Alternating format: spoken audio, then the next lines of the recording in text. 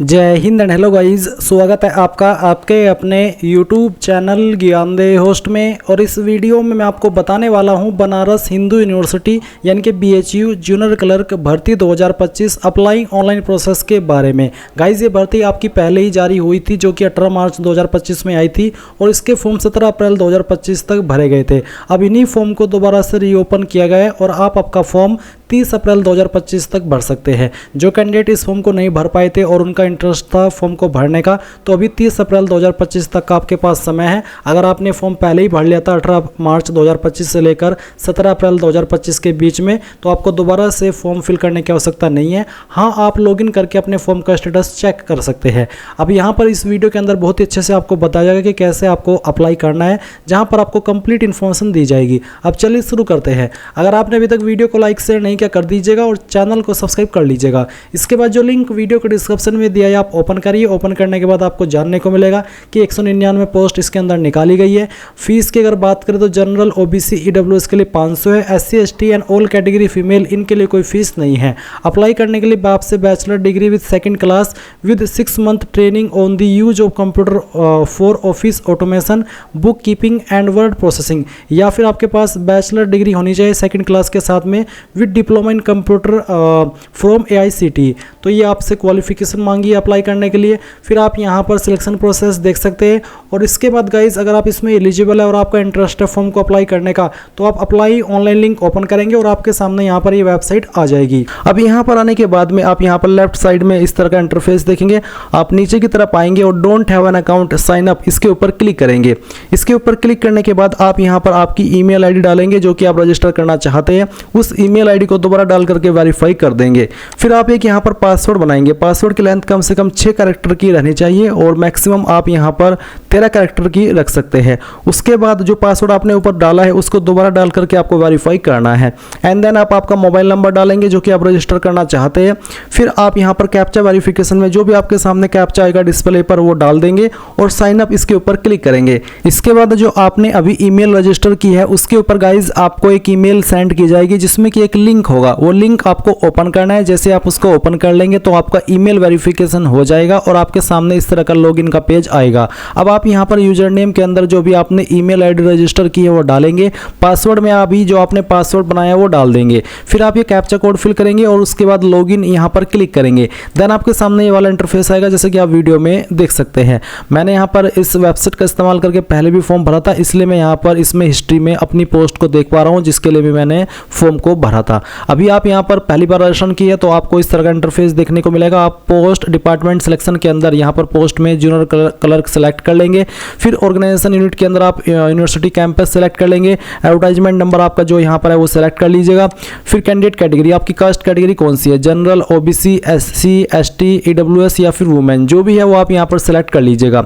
मैं वैसे तो OBC में आता हूँ पर मैं इस फॉर्म को डेमो के लिए भर रहा हूँ तो यहाँ पर मैं इसमें ST सेलेक्ट कर लेता हूँ ताकि मुझे कोई फीस पे ना करनी पड़े और मैं आपको कंप्लीट प्रोसेस दिखा पाऊँ कि कैसे फॉर्म को भरना है। पर मेरी आप डिटेल्स के ऊपर ना जा करके ये जानिएगा, ये समझिएगा कि आपको जानकारी कैसे और कहाँ पर क्या भरनी है। तो अब आपसे पूछे PWD यानी कि क्या आप विकलांग है। अगर आप विकलांग है तो आपको बताना है कि इनमें से आपकी विकलांग की कौन सी कैटेगरी है। अगर आप नहीं है तो आप नॉट एप्लीकेबल क्लिक कर देंगे। फिर आप I have read the advertisement इसके ऊपर टिक करेंगे और फिर चेक वैकेंसी यहाँ पर क्लिक करेंगे। अब यहाँ पर गाइज आपको देखने को मिलेगा कि आपकी कैटेगरी के अंदर कितनी वैकेंसी है और अनरिजर्व्ड के अंदर कितनी वैकेंसी है। आपको आपकी कैटेगरी के अलावा इसमें अनरिजर्व्ड कैटेगरी इसलिए दिखाई दे रही है क्योंकि आप अपनी कैटेगरी में अगर अप्लाई ना करना चाहते हो और अनरिजर्व्ड में अप्लाई करना चाहते हो तो आप वो भी कर सकते हैं। अभी आप यहाँ पर I have read the advertisement इसके ऊपर क्लिक करेंगे और अप्लाई के ऊपर क्लिक करेंगे। अब गाइज आपके सामने यहाँ पर पर्सनल डिटेल आ चुकी है। तो यहाँ पर सबसे पहले आपको सॉल्यूशन में बताना है मिस्टर मिसिज MRS या फिर डॉक्टर, जो भी है वो आप यहाँ पर सिलेक्ट कर लीजिएगा। उसके बाद में आपको आपका फर्स्ट नेम 10th के सर्टिफिकेट के अकॉर्डिंग भरना है अंग्रेजी के बड़े अक्षरों में। अगर मिडिल नेम है तो वो डाल देंगे, नहीं है तो खाली छोड़ दीजिएगा। और उसके बाद में आपको आपका लास्ट नेम यहाँ पर डालना है। जेंडर आपका क्या है वो आप सिलेक्ट कर लेंगे। फिर नेशनलिटी के अंदर आप इंडियन सेलेक्ट कर लेंगे। उसके बाद में गाइज यहाँ पर जो आपकी डेट ऑफ बर्थ है वो आप कैलेंडर के ऊपर क्लिक करके इस तरह से सेलेक्ट कर लीजिएगा। फिर मैरिटल स्टेटस आपका क्या है, सिंगल, मैरिड, डाइवोर्स, सेपरेटेड या विडोड, जो भी है वो आप सिलेक्ट कर लीजिएगा। उसके बाद में आपका पैन कार्ड नंबर या फिर पासपोर्ट नंबर या फिर ड्राइविंग लाइसेंस नंबर या फिर वोटर ID, इनमें से कोई एक ID का नंबर आपको यहाँ पर डाल देना है। फिर आते हैं है फादर हस्बैंड नेम, शादी हो चुकी है तो आप पति का नाम देंगे, नहीं तो आपको आपके पिता का नाम यहाँ पर डालना है। उसके बाद आपको आपकी माता जी का नाम यहाँ पर लिखना है। कंट्री कोड में आपको यहाँ पर 91 सेलेक्ट कर लेना है और अपना मोबाइल नंबर आप यहाँ पर दे देंगे। उसके बाद आप देखेंगे कंट्री कोड, तो नीचे आपको यहाँ पर अगर आपका कोई STD नंबर भी है तो आप दे दीजिएगा, नहीं तो आप इन ऑप्शन को खाली छोड़ सकते हैं। फिर गाइज आपको आपका यहाँ पर रिलीजन सेलेक्ट कर लेना है, जो भी आपका रिलीजन है। फिर आता है आर यू एक्स सर्विसमैन, क्या आप एक्स सर्विसमैन है, अगर है तो यस, नहीं तो आप नो करेंगे। फिर employee of this university institute, क्या आप BHU के एम्प्लॉई है, अगर हाँ तो यस, नहीं तो आप नो करेंगे। Are you an employee of government of India, क्या आप गवर्नमेंट ऑफ इंडिया यानी कि भारत सरकार के एम्प्लॉई है, अगर हाँ तो यस, नहीं तो आप नो करेंगे। अब आपके सामने यहाँ पर एड्रेस फॉर कॉरेस्पॉन्डेंस यानी कि प्रेजेंट एड्रेस की इन्फॉर्मेशन है, तो जो भी आपका एड्रेस है वो आप यहाँ पर एड्रेस लाइन 1 और 2 के अंदर थोड़ा थोड़ा पार्ट डाल देंगे। कंट्री के अंदर इंडिया सेलेक्ट कर लेंगे, फिर आपकी स्टेट बताएंगे, उसके बाद में सिटी और फिर आपका पिन कोड। अब अगर आपका प्रेजेंट एड्रेस और परमानेंट एड्रेस सेम है तो आप सेम एज कॉरेस्पॉन्डेंस एड्रेस को इस बॉक्स को टिक कर देंगे, और अगर अलग है तो अनटिक करके अलग से आप अपना परमानेंट एड्रेस भर सकते हैं। और उसके बाद आप सेव के ऊपर क्लिक करेंगे। ये जानकारी सेव करने के बाद आपके सामने जो जानकारी आपने भरी है उसका प्रीव्यू आएगा। सभी जानकारी चेक करने के बाद में आप यहाँ पर नेक्स्ट सेक्शन के ऊपर आ जाएंगे, जो कि है एजुकेशन का। इसमें गाइज मेरी इन्फॉर्मेशन पहले से भरी हुई है, क्योंकि जैसे कि मैंने आपको बताया कि मैंने पहले भी इस वेबसाइट का इस्तेमाल करके फॉर्म को भरा है, तो मैं इसी इन्फॉर्मेशन को एडिट करके आपको दिखाने वाला हूँ कि कैसे आपको भरनी है। सबसे पहले आप यहाँ पर 10th की इन्फॉर्मेशन भरेंगे और बताएंगे कि 10th आपने किस साल के अंदर पास की है, क्या आपके 10वीं के अंदर मेन सब्जेक्ट था, उन सब्जेक्ट के नाम आपको एक एक करके यहाँ पर लिख देने हैं।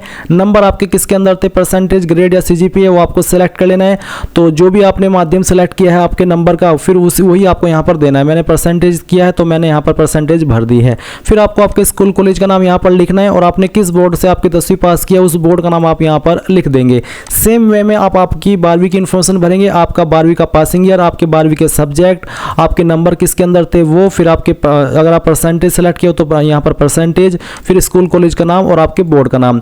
फिर आएगा डिप्लोमा क्वालिफिकेशन, तो आप यहाँ पर सेलेक्ट के ऊपर क्लिक कीजिए और किस साल के अंदर आपने आपका डिप्लोमा पास किया था वो आप यहाँ पर सेलेक्ट कर लीजिएगा। आपको यहाँ पर सभी ईयर देखने को मिल रही है, तो जिस ईयर के अंदर भी आपने पास किया वो आप यहाँ पर सेलेक्ट कर लीजिए।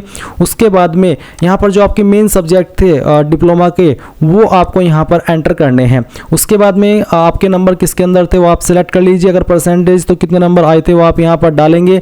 आपने कहाँ से आपका डिप्लोमा किया उस स्कूल कॉलेज या इंस्टीट्यूट का नाम आप यहाँ पर डालेंगे। उसके बाद में किस यूनिवर्सिटी से की है वो आप यहाँ पर डाल देंगे।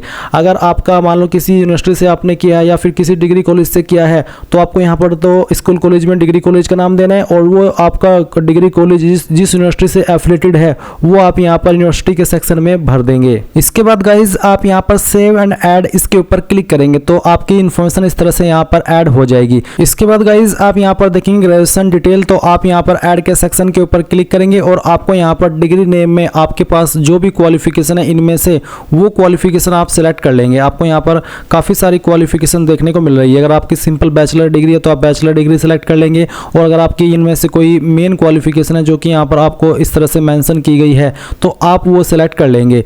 तो चलिए मैं यहाँ पर आपको एक क्वालिफिकेशन सेलेक्ट करके आगे जो इसमें इन्फॉर्मेशन है वो कैसे भरनी है वो दिखाता हूँ। तो चलिए मैं यहाँ पर ये वाली क्वालिफिकेशन सेलेक्ट कर लेता हूँ। उसके बाद आप देखेंगे मेन सब्जेक्ट, तो जो भी आपके मेन सब्जेक्ट थे वो आप यहाँ पर लिखेंगे। रिजल्ट टाइप क्या था वो आप सेलेक्ट कर लेंगे। फिर आपकी परसेंटेज कितनी थी वो आप यहाँ पर डाल देंगे। किस साल के अंदर आपने आपकी ये जो क्वालिफिकेशन पास कर ली थी वो साल आप यहाँ पर सेलेक्ट करेंगे। फिर आपने कहाँ से किया उस यूनिवर्सिटी का नाम भी आपको यहाँ पर एंटर कर देना है। ये एंटर करने के बाद में आप देखेंगे स्टेट यूनियन टेरिटरी, तो आपने कौन सी स्टेट से आपकी जो क्वालिफिकेशन है वो की है वो आपको यहाँ पर एंटर कर देना है, जैसे कि मैं आपको यहाँ पर एंटर करके दिखा रहा हूँ। और फिर यहाँ पर आपको कंट्री भी एंटर कर देनी है। इस तरह से आप यहाँ पर भर देंगे और फिर आप सेव एंड ऐड इसके ऊपर क्लिक करेंगे। देन गाइज आपकी जो भी क्वालिफिकेशन की जानकारी आपने भरी है वो यहाँ पर आपको इस तरह से देखने को मिल जाएगी। और अब आप यहाँ पर देखेंगे पोस्ट ग्रेजुएशन डिटेल, तो अगर आपके पास PG डिग्री है तो आप उसकी जानकारी भर सकते हैं सेम वे में, नहीं तो आप इसको खाली छोड़ दीजिए। कोई आपके पास MPhil की डिटेल है तो आप वो दे दीजिए। PhD आपने किया तो उसकी इन्फॉर्मेशन दे सकते हैं। कोई अन्य क्वालिफिकेशन है तो आप वो 2.6 के अंदर ऐड के सेक्शन के ऊपर क्लिक करके अपनी अन्य क्वालिफिकेशन दे सकते हैं, जैसे कि ITI डिप्लोमा सर्टिफिकेट। तो जैसे कि अगर मैं यहाँ पर कुछ देना चाहता हूँ तो मैं ऐड के ऊपर क्लिक करूँगा और उसके बाद में टाइटल के अंदर क्या आपके पास क्वालिफिकेशन है उस क्वालिफिकेशन का नाम आपको लिखना होगा, किस ईयर किस महीने किस डेट के अंदर पास किया है वो, और उसके बारे में आपको डिटेल्स के सेक्शन में थोड़ी डिटेल देनी है। यूनिवर्सिटी बतानी है, आपकी डिवीज़न ग्रेजुएशन क्या थी वो बताना है, और आपके कितने परसेंटेज थे वो भी आप यहाँ पर लिख देंगे। और उसके बाद में आप इसको सेव एंड ऐड कर देंगे तो ये इन्फॉर्मेशन आपके यहाँ पर ऐड हो जाएगी। अब आप यहाँ पर नेक्स्ट सेक्शन इसके ऊपर क्लिक करेंगे। इसके बाद में आपके सामने यहाँ पर एक्सपीरियंस का सेक्शन आएगा। तो अगर आपके पास कोई एक्सपीरियंस है और आप उसकी इन्फॉर्मेशन देना चाहते हैं तो आप ऐड के ऊपर क्लिक करेंगे। देन आपको यहाँ पर आपको बताना है कि किस तरह का ऑर्गेनाइजेशन है जहाँ पर आपने वर्क एक्सपीरियंस किया है। उसके बाद में डेजिग्नेशन किस पोस्ट पर किया है, पे बैंड, पे level, type of employment, from यानी कि कब आपने जॉब ज्वाइन की थी, टू के अंदर वो डेट जब तक आपने की थी, और फिर यहाँ पर आप उसको ऐड कर देंगे। पर अगर आपके पास कोई एक्सपीरियंस नहीं है तब भी आप इसमें अप्लाई कर सकते हैं क्योंकि एक्सपीरियंस कंपलसरी नहीं है। तो आप नेक्स्ट सेक्शन इसके ऊपर क्लिक करेंगे। अब आपके सामने यहाँ पर रिसर्च का ऑप्शन आएगा। तो अगर आपके पास कोई इन्फॉर्मेशन है रिसर्च वाली तो आप यहाँ पर ऐड के ऊपर क्लिक करके उसको भर देंगे, नहीं तो आप इसको भी नेक्स्ट सेक्शन के ऊपर क्लिक करके आगे बढ़ जाएंगे। अब आपके सामने यहाँ पर मिससेलेनियस का एक ऑप्शन आता है जहाँ पर कुछ सवालों के आंसर आपको करने हैं, जैसे कि time required for joining in days, यानी कि अगर आपकी ज्वाइनिंग हो जाती है, आप इसमें सेलेक्ट हो जाते हैं तो आपको ज्वाइनिंग करने के लिए कितना समय चाहिए वो आपको बताना है। 10 दिन, 15 दिन, 30 दिन, जितने भी चाहिए वो आप यहाँ पर लिख दीजिएगा। फिर पूछे do you have computer proficiency certificate, क्या आपके पास कंप्यूटर प्रोफिशिएंसी सर्टिफिकेट है, तो आप यहाँ पर यस करिए क्योंकि तभी आप इसमें फुल एलिजिबल होंगे अप्लाई करने के लिए। फिर पूछे kindly describe your contribution to institutions where you have work, जहाँ पर आपने काम किया है वहाँ पर आपका क्या कंट्रीब्यूशन था, उस इंस्टीट्यूट का के अंदर जो आपका कंट्रीब्यूशन था, योगदान था, वो आप यहाँ पर थोड़ा डिस्क्राइब कर दीजिए जो भी आप लिखना चाहते हैं। फिर पूछे what makes you suitable for the post you have applied, जिस पोस्ट के लिए आप अप्लाई कर रहे हैं उस पोस्ट पर अप्लाई करने के लिए क्या चीज़ आपको सुटेबल बनाती है, अपने बारे में यहाँ पर थोड़ा सा बता दीजिए। कोई आपको अवार्ड्स मिले हो, हॉनर्स मिले हो, वो आप यहाँ पर लिख दीजिएगा।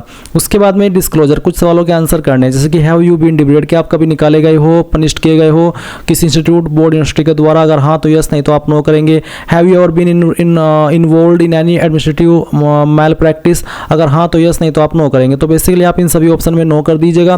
फिर नीचे आएगी two referee familiar with your profile and professional contribution, यानी कि आपकी जो प्रोफाइल है, यानी कि जो आपको जानते हो ऐसे 2 बंदों की डिटेल्स आपको यहाँ पर देनी है। आपको उनका फुल नाम देना है, उनका इंस्टीट्यूशनल एफिलिएशन यानी कि वो कहाँ पर काम करते हैं, उस कंपनी का नाम या फिर जो भी उनका प्रोफेशन है वो आपको यहाँ पर लिखना है, और उनकी पोस्ट क्या है उस इंस्टीट्यूट के अंदर, उस पोस्ट को आपको यहाँ पर लिख देना है। फिर उसके बाद में एड्रेस, क्या एड्रेस है उनका वो आप एड्रेस के सेक्शन में भर देंगे, कॉन्टैक्ट नंबर और उनकी ईमेल एड्रेस यहाँ पर डाल देंगे। सेम वे में दूसरे बंदे की इन्फॉर्मेशन भी आपको यहाँ पर देनी है और फिर इसको सबमिट कर देना है। इसके बाद गाइज आपके सामने यहाँ पर जो इन्फॉर्मेशन आपने भरी है उसका प्रीव्यू आएगा। साथ ही साथ आप यहाँ पर नीचे इसमें 5.2 लैंग्वेज नोन का एक ऑप्शन देखेंगे, तो आप यहाँ पर इस डिटेल्स को भी दे दीजिएगा।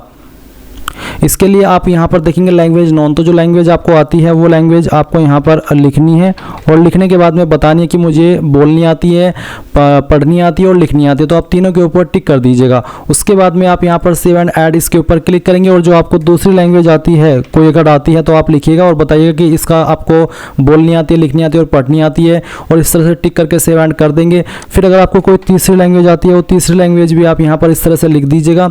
जो चीज़ें भी आपको उसमें से आती है वही टिक करिएगा, जो नहीं आती है वो आपको टिक नहीं करनी है, एंड फिर से आप सेव एंड ऐड कर देंगे। इसके बाद आप यहाँ पर एनओसी एंड डिक्लेरेशन वाले सेक्शन पर आ जाएंगे। तो यहाँ पर है no objection certificate, please select the check box if NOC is not available, advance copy, यानी कि अगर आपके पास एनओसी नहीं है तो आप इस बॉक्स को टिक कर दीजिएगा। और एनओसी से मतलब है नॉन ऑब्जेक्शन सर्टिफिकेट, ये उन कैंडिडेट को देना होता है जो ऑलरेडी कहीं पर काम कर रहे होते हैं, तो उन्हें उस कंपनी से एक एनओसी लेनी होती है कि हाँ कंपनी को कोई आपत्ति नहीं है, आप इस जॉब के लिए अप्लाई कर रहे हैं, उसी को एनओसी कहते हैं। अगर है तो आप एनओसी इश्यूइंग अथॉरिटी बता दीजिए, पहले से बताइए कहाँ से इशू है और डेजिग्नेशन किसने इसको इशू किया है वो, और डेट ऑफ इशुएंस का भी इशू हुई है और डेट, और फिर उसका एड्रेस जो आपकी कंपनी का एड्रेस है जहाँ से आपने कराई है, उसके बाद आप सेव कर देंगे। नहीं है तो आप इसको टिक कर दीजिए और फिर सेव के ऊपर क्लिक करके आप यहाँ पर अपलोड के सेक्शन में आ जाएंगे। अपलोड के सेक्शन में आ जाने के बाद में आप यहाँ पर देखेंगे फोटो, आपको पासपोर्ट साइज फोटो अपलोड करना है, फॉर्मेट जेपीजी, जेपीईजी या फिर पीएनजी का चल जाएगा, और मिनिमम साइज 20 KB है और मैक्सिमम 100 KB। तो आप सेलेक्ट फाइल इसके ऊपर क्लिक करेंगे और जहां पर भी आपकी इमेज की फाइल है वो आपको सेलेक्ट कर लेनी है और फिर ओपन करनी है। देन आप देखेंगे कि आपकी फाइल अपलोड हो जाएगी और आप व्यू फाइल के ऊपर क्लिक करके उसको व्यू कर सकते हैं कि हाँ सही से अपलोड हुआ है या फिर कुछ कोई और डॉक्यूमेंट तो यहाँ पर अपलोड नहीं हो गया। इसके बाद आप यहाँ पर सिग्नेचर अपलोड करेंगे सेम तरीके से। फिर 10th सर्टिफिकेट जिसमें कि आपकी DOB मेंशन हो, क्योंकि DOB प्रूफ के लिए आपसे मांगी जा रही है, वो आप अपलोड करेंगे। इसका फॉर्मेट आपका PDF का भी चल जाएगा। इसके बाद पैन पासपोर्ट पासपोर्ट DL जो भी आईडी आपने यहाँ पर दी है, जिस भी आईडी का नंबर दिया है वही आईडी आपको यहाँ पर अपलोड करनी है। फिर अगर आप SC ST OBC या फिर EWS कैंडिडेट है तो आपको आपका कास्ट सर्टिफिकेट यहाँ पर अपलोड करना है। इसके बाद आप नीचे आएंगे, देखेंगे आपको यहाँ पर कुछ और डॉक्यूमेंट अपलोड करने हैं, जैसे कि आपका 10th का सर्टिफिकेट, तो अगेन आप 10th का सर्टिफिकेट अपलोड करेंगे। उसके बाद में अगर आपने 12वीं की इन्फॉर्मेशन भरी है तो आप 12वीं का सर्टिफिकेट अपलोड करेंगे। फिर अगर आपने डिप्लोमा की इन्फॉर्मेशन भरी है तो आप डिप्लोमा का सर्टिफिकेट अपलोड करेंगे। उसके बाद में जो आपकी ग्रेजुएशन की डिटेल्स आपने भरी है आप यहाँ पर फाइनल मार्क्स कार्ड अपलोड करेंगे, साथ ही जो आपकी डिग्री है वो भी आपको अपलोड करनी है। तो गाइज मैंने यहाँ पर सभी फाइल अपलोड कर दी है, और जैसे आप अपलोड कर लें तो उनके एक बार व्यू के ऊपर क्लिक करके व्यू जरूर कर लीजिएगा। फिर आप नीचे की तरफ आएंगे और आपको यहाँ पर नेक्स्ट सेक्शन इसके ऊपर क्लिक करना है। अब आपने जो भी जानकारी शुरू से लेकर अभी तक भरी है वो आपके सामने है। आप एक एक करके सभी जानकारी को अच्छे से समय लगा करके चेक कर लीजिए, क्योंकि बाद में एडिट का मौका नहीं मिलेगा। और जब आपको लगे कि हाँ मैंने सभी जानकारी भर दी है और कोई भी जानकारी इसमें गलत नहीं है, सभी की मैंने अच्छे से जांच कर ली है, तो आप यहाँ पर I agree to the terms and condition इसके ऊपर टिक करेंगे और नेक्स्ट सेक्शन इसके ऊपर क्लिक करेंगे। अभी आप यहाँ पर देखेंगे सिलेक्ट कैटेगरी टू अप्लाई। तो जैसे कि मैंने शुरुआत में ही कहा था कि जो कैटेगरी है ST SC और वो अपनी कैटेगरी में न रह करके अनरिजर्व्ड में अगर अप्लाई करना चाहे, जनरल में अप्लाई करना चाहे तो वो भी कर सकते हैं। इसलिए मेरे सामने यहाँ पर 2 कैटेगरी आ रही है। तो अगर आपको अपनी कैटेगरी में अप्लाई करना है तो ST सेलेक्ट कर ले, जनरल में अप्लाई करना है तो आप वो भी कर सकते हैं। जनरल में करेंगे तो फिर आपको फीस भी पे करनी पड़ सकती है। तो चलिए अब मैं यहाँ पर प्रोसीड फॉर सबमिशन इसके ऊपर क्लिक करता हूँ। अब इसके ऊपर क्लिक करने के बाद में यहाँ पर आप देखेंगे आपकी फॉर्म की मेन इन्फॉर्मेशन आपको दी गई है। तो एक बार फिर से इनको चेक कर लीजिएगा, स्क्रीनशॉट लेना चाहे तो वो भी ले सकते हैं। अब आप पूरी तरीके से श्योर हो जाइए कि हाँ सभी जानकारी सही है और मुझे कोई इसमें मॉडिफिकेशन अब नहीं करना है, तब आप जा करके सबमिट माई फॉर्म इसके ऊपर क्लिक करिएगा। इसके ऊपर क्लिक करने के बाद में आप देखेंगे कि जो आपका फॉर्म है वो सबमिट हो चुका है, और आप यहाँ पर इसमें जो आपका नीचे की तरफ ये इंटरफेस है उसमें अपना फॉर्म देख सकते हैं जिसके लिए आपने अभी अप्लाई किया है। और आप डाउनलोड प्रिंट फॉर्म इसके ऊपर क्लिक करेंगे तो आपके सामने जो आपका एप्लीकेशन फॉर्म का प्रिंट है वो आपके सिस्टम के अंदर या मोबाइल के अंदर ऑटोमेटिकली PDF के रूप में डाउनलोड हो जाएगा। आप इसको बाद में प्रिंट करा लीजिएगा।